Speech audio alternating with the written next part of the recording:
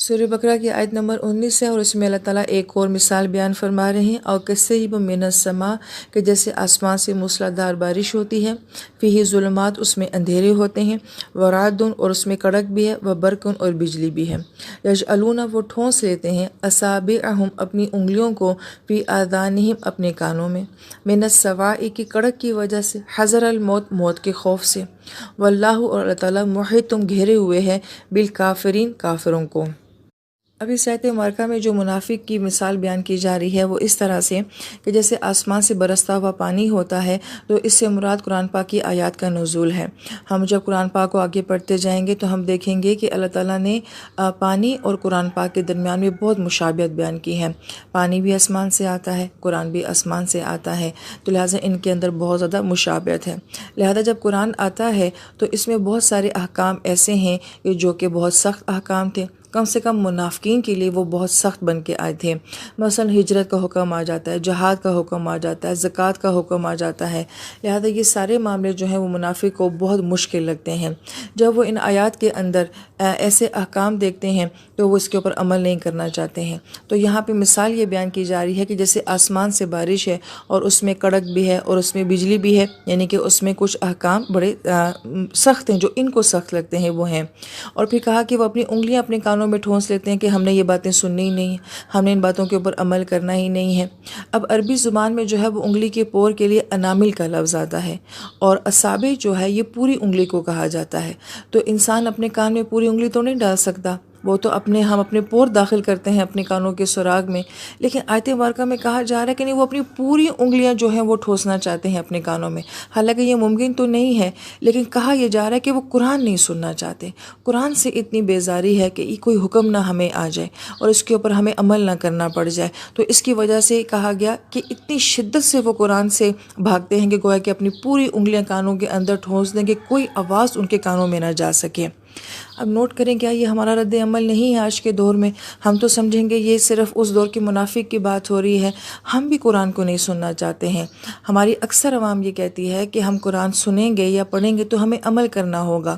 پھر ہمارا رویہ کیا ہے کہ جو بات ہمیں اپنے دین کی آسان لگتی ہے ہم اس پہ عمل کر لیں گے، جو بات ہمیں اپنے دین کی مشکل لگتی ہے ہم کہیں گے اس کے اوپر ہمارا عمل نہیں ہوتا ہے۔ لہٰذا منافق کی بھی یہی علامت ہے کہ جو احکام اس کے مزاج کے خلاف تھے وہ کہتا میں سنتا ہی کوئی نہیں ہوں، اس پہ مجھے عمل کرنا بہت مشکل لگتا ہے۔ اور پھر فرمایا کہ حذر الموت، انہیں لگتا تھا کہ گویا کہ یہ موت کا پیغام آ گیا ہے۔ جب جہاد کا حکم آتا ہے تو انہیں تو یہ لگا کہ جیسے ہمارے لیے موت کا پیغام آ گیا ہے۔ اللہ پاک فرماتے ہیں محیط بالکافرین، میں کافروں کو جو ہے وہ گھیرے ہوئے ہوں۔ یہاں پہ تو منافق کی بات ہو رہی ہے، اور پھر یہ کافر کہاں سے آگے؟ تو مفسرین کرام یہ فرماتے ہیں کہ منافق کا اینڈ جو ہے وہ کفر کے اوپر ہی ہوتا ہے، کمزور ایمان والا ہوتا ہے۔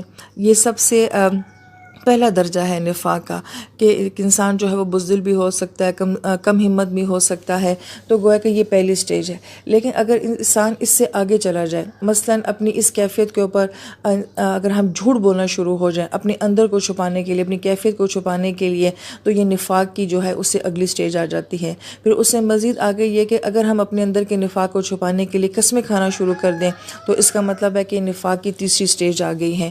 اور چوتھی سٹیج کے اوپر کیا ہوتا ہے کہ جب انسان کے دل کے اندر بغض آ جاتا ہے ایمان والوں کے لیے، دین کے لیے، تو یہ نفاق کی فائنل سٹیج ہو جاتی ہے۔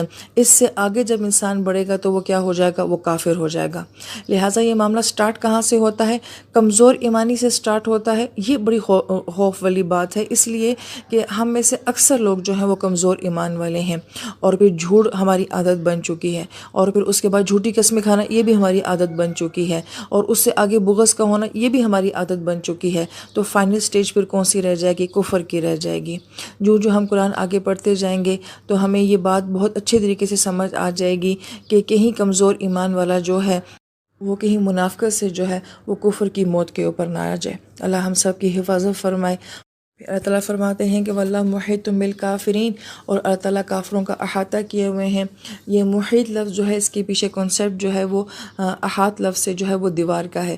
جیسے ہم باغ کے ارد گرد جو ہے وہ دیوار کھینچ دیتے ہیں تو وہ چاروں طرف سے باغ کور ہو جاتا ہے، اور پھر یہاں پہ اس کا جو کنسیپٹ ہے وہ یہ کہ ہم دیوار کی ایک سائڈ پہ دیکھ سکتے ہیں، دوسری سائڈ پہ نہیں دیکھ سکتے ہیں، لیکن دیوار جو ہوتی ہے اس نے پورے باغ کو چاروں طرف سے کور کیا ہوا ہوتا ہے، تو اللہ تعالیٰ جو ہے وہ چاروں ڈائریکشن سے اپنے بندے کو گھیر لیتے ہیں۔ اللہ تعالیٰ انسان کا ماضی بھی جانتے ہیں، حال بھی جانتے ہیں، مستقبل جانتے ہیں، وہ اس کے اندر کو بھی جانتے ہیں، اس کے باہر کو بھی جانتے ہیں۔ تو اللہ تعالیٰ چاروں طرف سے جو گھیراؤ ہے اس کا یہاں پہ ذکر فرما رہے ہیں کہ ہم نے کافروں کو جو ہے وہ چاروں طرف سے گھیرا ہوا ہے۔